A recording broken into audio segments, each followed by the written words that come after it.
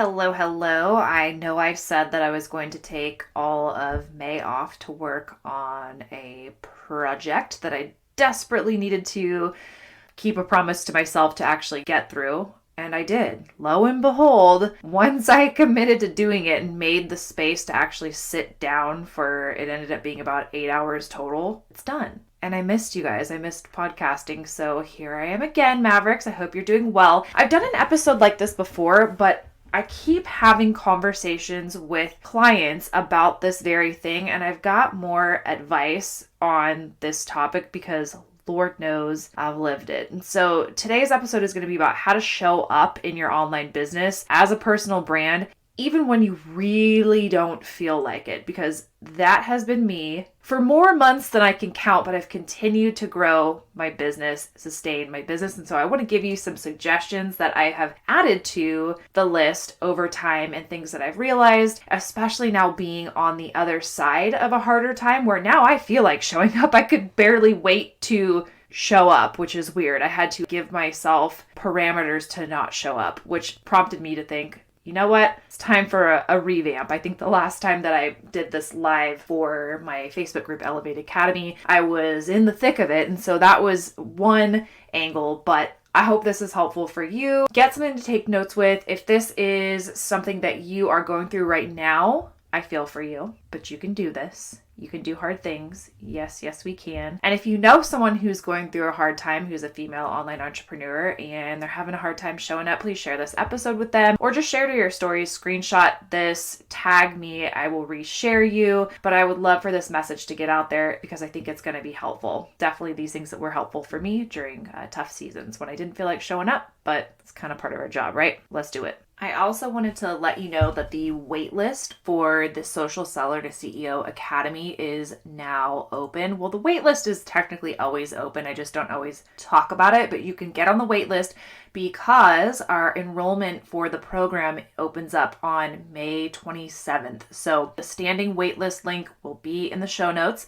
If at any point you're listening to this and you've heard about the program and you want to bring automation into your social selling business and really make the powerful shift from social seller to the energy, mindset, and action taking of a CEO, where you are creating and building a course or coaching offer that can really give you control of your cash flow and your income while also maintaining passive income from affiliate or social selling product sales. So if that's of interest to you, make sure to hop on the wait list. The 15 spots that will be opening up for this round will be opened up early and first to the wait list, and then it will be open up to the public and my email list and all of y'all. So links in the show notes. Let's do this. Hey mama, I'm Ashley, and this is the Maverick Mompreneur podcast, where you're free and encouraged to own your desire to create and scale an impactful, discoverable online brand and business in the midst of motherhood. A business that's aligned with your mission, lifestyle desires, personality, and zone of genius without wasting your time on the hustle and grind hamster wheel that is social media. Can I get an amen? Sis, you are a maverick, an original, willing to stand out in your authenticity, defy expectations, and do life and business outside the box. In our world, if it's not aligned with who we are, it's a hard pass or a brave pivot. So if you're here for the powerful identity shift and transformation from boss babe or boss mom to aligned CEO, building a one-of-a-kind, influential, hustle-free online business that will produce long-term impact and multiple streams of income through SEO, affiliate marketing, and courses while building yourself in the process, well, pop in those AirPods, grab that cup of coffee or glass of wine, and let's get growing.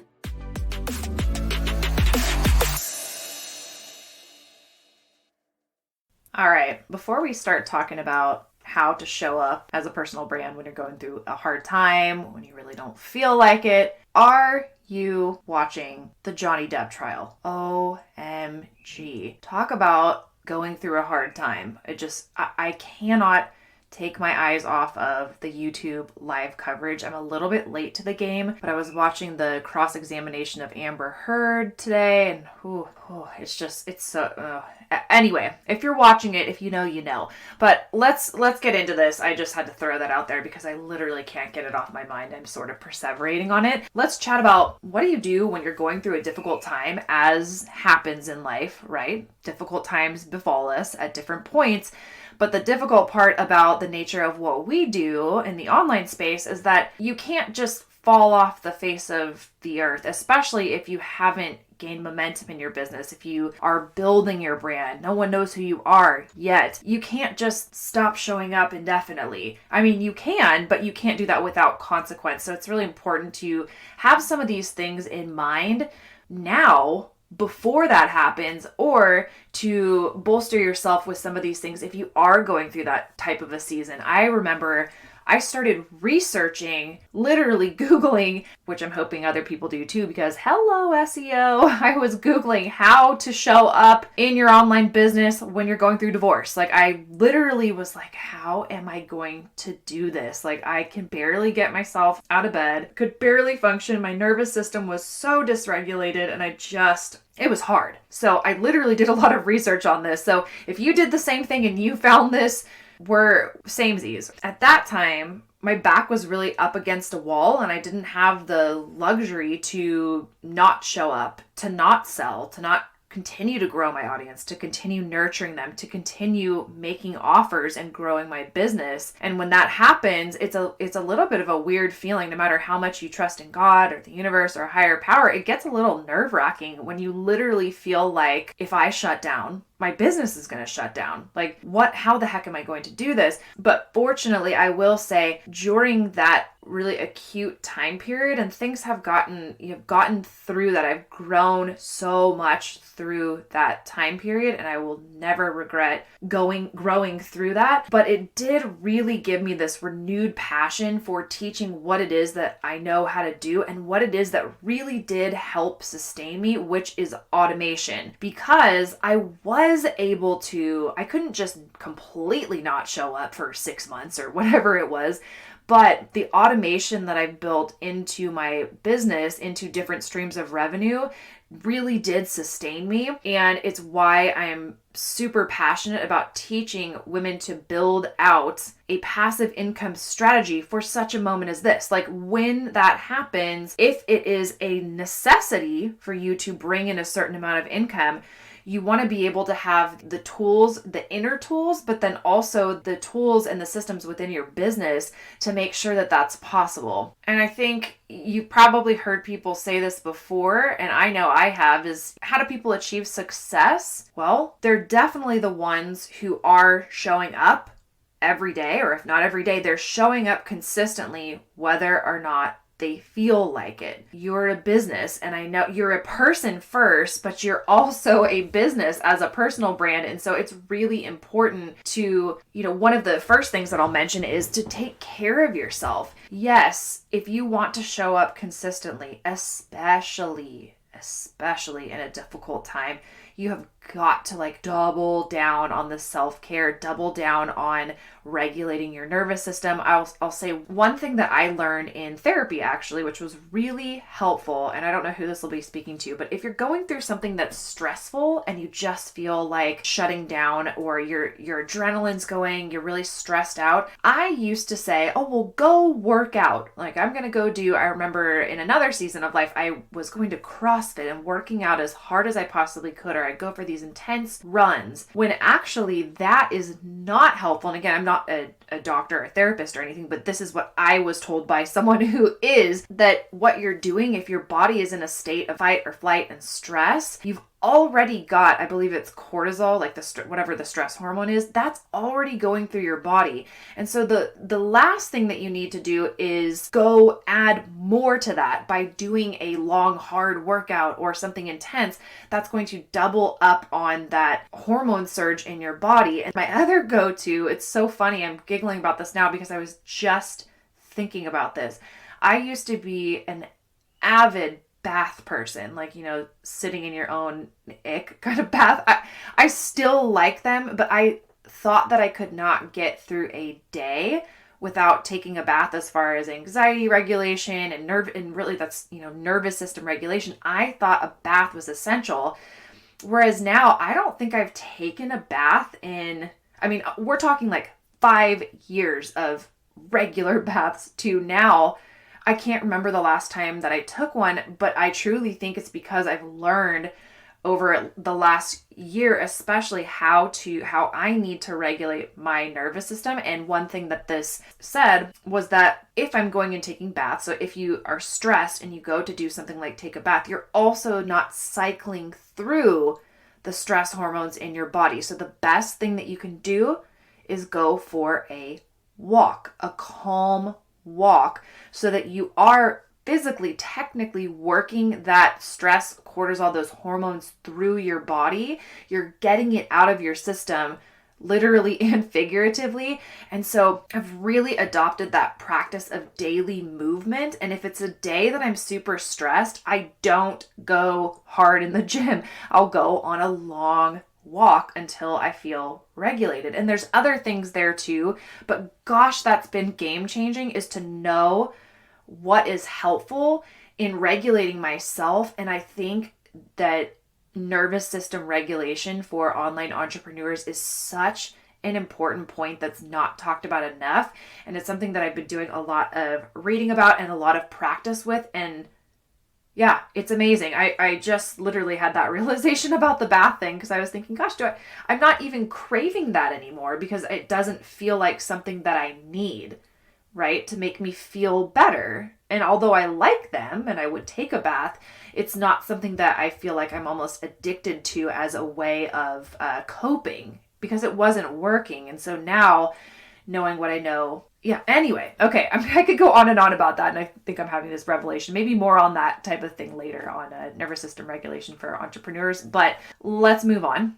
Another caveat to this is that I feel, and what I've learned over the last couple of years particularly, and probably, throughout life, but that's that mental strength is almost like a muscle. And the more that you not push yourself into complete discomfort and where you're falling apart, but showing up in little ways, right? Resting but not quitting. You really do. That's how you become unstoppable. Like nothing can keep you down. Nothing, not for long anyway. And that's the goal, is you don't want to beat yourself up for needing to kind of slow down your pace, but you want to continue to show up and keep that discipline, keep those promises to yourself, keep building what you've wanted to build. Because, and I know you might not think this, but you may know this, you have people counting on you. And particularly if you have a team or a virtual assistant or a social retail team or employees, you have people that you know who count on you or who will count on you. And you need to have this muscle flexed and strengthened and unstoppable before you get to that point where you not showing up really impacts people that you love and care about beyond your family, even like your employees.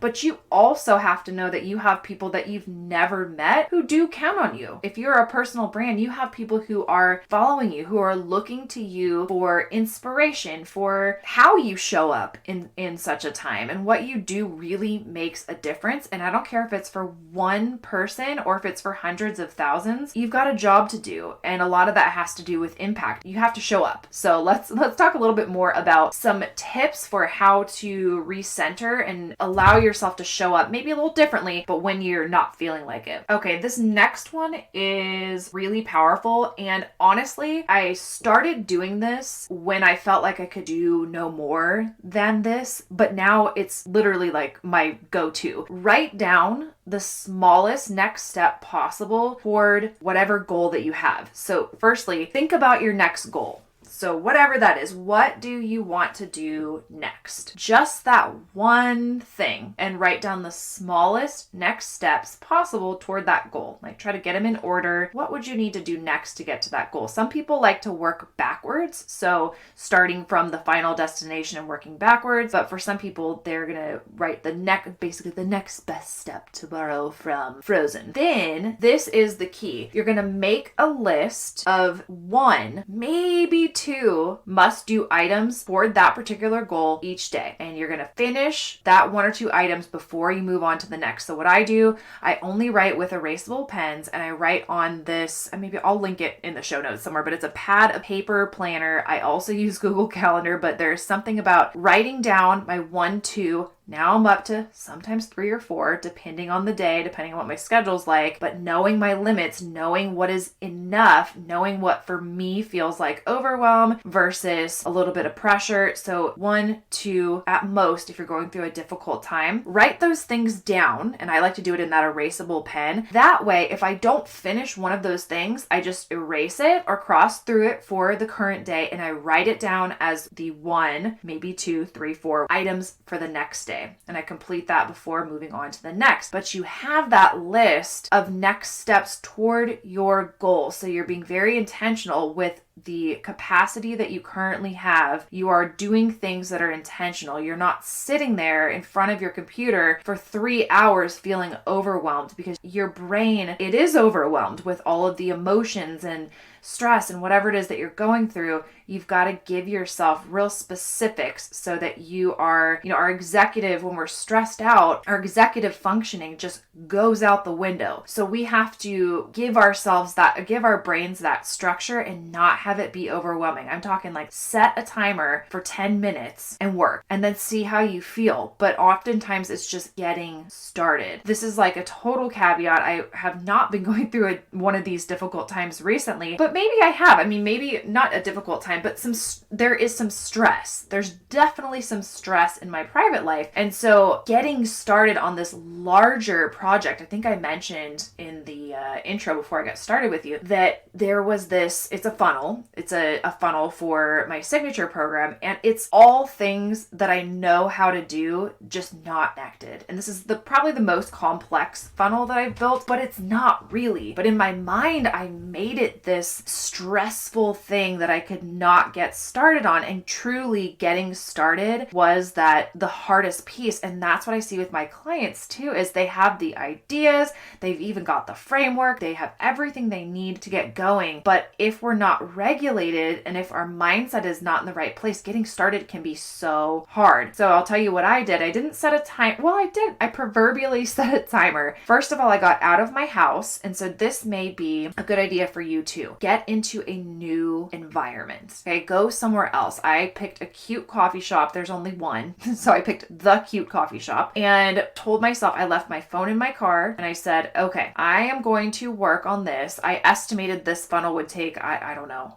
In my mind, I thought it would take weeks, but I knew it would take at least 5 hours just based on all the different emails. And I had to learn one new piece of technology, which was intimidating. I'm like, I think this is going to take about 5 hours. So I said, all right, I'm going to go in this coffee shop. I'm not working on anything else. Like I told you, I was going to give up podcasting until I finished this because I didn't want to give myself the excuse to sabotage, even with something else good, like a podcast episode, because I didn't want to work on that thing. I didn't want to get started. So I sat in the coffee shop and I gave myself 2 hours. Lo and behold, as soon as I got started and it didn't feel like these pressure torture vibes were just swirling through my head and body, I just enjoyed it. I had my little French press and, just started. I had my list of exact steps. I mapped out the funnel on Canva. So I literally knew piece by piece what I needed to do. And it just made it so much better for my brain and my nervous system. And I finished the entire freaking thing that day. Not at the coffee shop. I did stay there for about 3.5 hours. But then I was so motivated because I saw, wow, okay,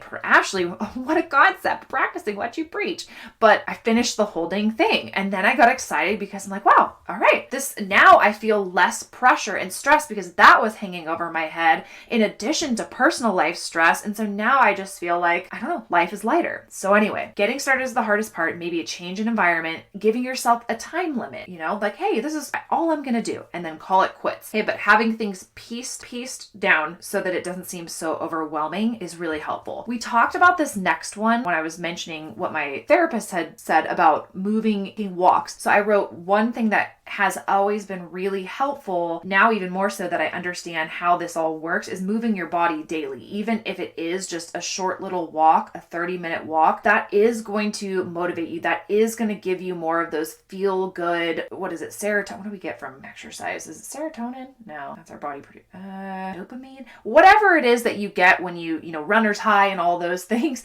You can get that by moving your body daily. It's going to motivate you. You can listen to a podcast. If you're like, I can't be alone with my thoughts, listen to a motivating podcast, something that's going to help you to grow professionally or personally. And then the other thing with committing to moving your body daily is just that is a discipline, and discipline and keeping promises to ourselves, I swear, transfers to every area. So for me, I used to have it backwards. This is up until probably, honestly, I feel like it's so funny. Now that I'm talking about this again and revisiting this topic, I'm like, wow, I feel like I was talking to myself the last time I riffed on this topic. But I used to think, and I wonder if anyone, you'll have to let me know if you think this way as well. I used to think, okay, if I get all these other things done, then I'll get my workout in, or then I'll go for a walk. Like work first, tasks first, then workout. And I switched that because I've been working out in the morning, which I would have said, if you asked me at any point in life until pretty recently, I would have said, oh, that's horrible. Who works out in the morning? Psychos. Like, no, I am telling you, it has been the most game-changing thing ever, because that is what I know. If I get my workout in, and even if it's not before I start my day, if it's scheduled, I literally schedule that into my week. I do all my planning for the following week on a Friday, sometimes Saturday, but usually on Friday before I wrap up one week. I push everything from my list that didn't get done to the following week, and I schedule out and book Orange Theory classes, or I pencil in what it is that I'm going to do. But I put that in my calendar so that I can have that discipline, because I know that keeps me regulated. That is a discipline that I don't always feel like doing, but guess what? It transfers into business as well. So all that to say, moving your body daily is something that, especially if you're going through a hard time, especially when you just don't feel like showing up, disciplining yourself, because that does transfer into showing up online, working your business when you don't feel like. All right, next up, outsourcing and delegating, aka letting people help you / asking for help. And I know that for some of us, this is harder than others, and then we tend to get even more overwhelmed than we actually need to be, because people in your life are there to help you. Like, they would love to help you, but oftentimes we think we're being a burden, but we're actually keeping someone from being able to bless us and feel that feeling of freely giving to someone when they need help. And so yes, like asking for help of people in your immediate circle around you, whether that be with childcare, whether that be, oh gosh, I just need to take a nap. Can you watch my kids for 1 hour? Or maybe you outsource household tasks like house cleaning for the month, or just to kind of get you over the hump, or delegating tasks to your team, outsourcing to a virtual assistant, hopping onto Fiverr, Fivver, or Upwork, and delegating some tasks that don't really require you and your personality, like offloading as much as you can during that season, so that the only things left are the things that really only you can do. And again, only doing 1 to 2 must-do items towards your goal that only you can do. And maybe one of your items for that day is talk to Ashley about virtual assistant contact or something like that, right? So outsourcing and delegating is huge. Some of the women on my team were invaluable in just showing up for me in seasons where I literally didn't even know what to ask for. They were phenomenal and buoyed me throughout some really difficult times. I hope you have people in your life like that will just literally have your back no matter what. And then outside of that, I learned to allow myself to let go of control, because I used to feel like, oh, I have to do everything myself because I want it to be this certain way. And if it's not this certain way, then it won't work. That's not true. That's not true. Your zone of genius is not every little living thing, right? There are people who could definitely do things as well or better than you in other areas. And even if it's not exactly how you would do it, it's going to get done, and it's going to free up your time. It's going to free up your mental energy, and it's going to help regulate your nervous system so that you can show up in the way that only you can,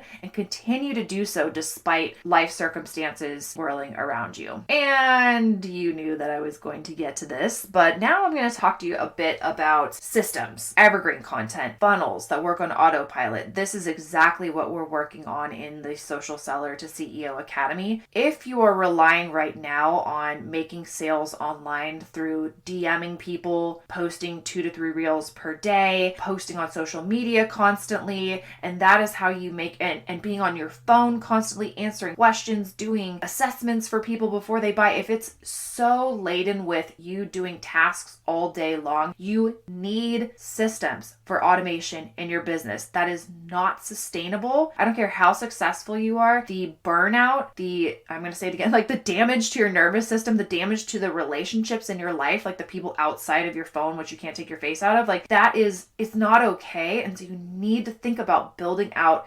evergreen content, systems that are going to work for you on autopilot, funnels for sales, for your opportunity, email marketing, email communication. So one to many versus one to one. So taking long form content that's evergreen, like a blog post, a podcast, a YouTube video, even an IGTV video that you take the transcription and put it onto a website, a simple one like the way that I teach, and then send out that content to the internet via search engine optimization. So literally people are searching and finding you for exactly what you want to be found for without you doing a thing after you set up that system. And then having email marketing where you can communicate with all the people, with your product leads, with your customers, with your team members, with your clients, you can communicate one to many from your bed, not having your face in your phone. Or you can talk to your VA who you've hired and outsourced with and say, hey, I really need this and this email to go out this day and this email to go out that day. I am going through it. I remember Kendra, she's such a saint. She's my virtual assistant who I work with. And I would give her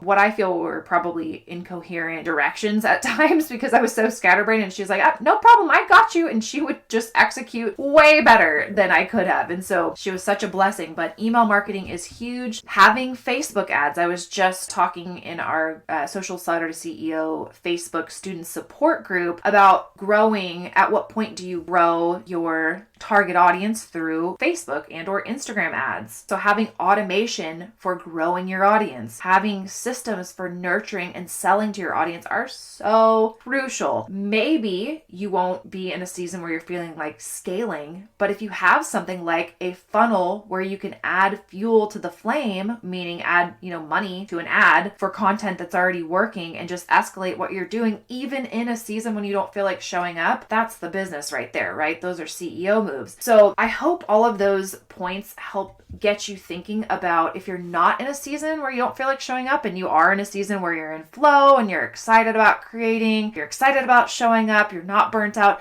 I wanted to give you some things to think about, maybe starting to set up now long-term assets that will enable you to have that freedom should the inevitable things in life come up that you have to devote most of your mental, emotional, even physical energy to that aren't your business, and not have it fall apart. Okay, that's really important to me to get that message across. And so I hope that hits. I hope this helps. If you are interested in working with me in setting up those systems for automation and really building out evergreen assets by way of search engine optimization on a website for your brand, and setting up sales funnels for affiliate products, and creating your own offers that you can generate cash flow and control in your business, then definitely get on the Social Seller to CEO Academy waitlist, and hopefully you'll get to snag a spot when we open up for enrollment next round. I will leave a link to those in the show notes. And as always, thank you for listening. It means the world to me that you take the time to listen to these episodes and to give feedback. And I appreciate all of your shares. Wouldn't be where I am with this without you guys, and I just want to continue to growing with you over the years. Please never hesitate to reach out if you have something that you'd like to hear me discuss or research about on the podcast. Just send me an email. It's hello@elevatedwithashley.com. Until next time, cheers to your impact.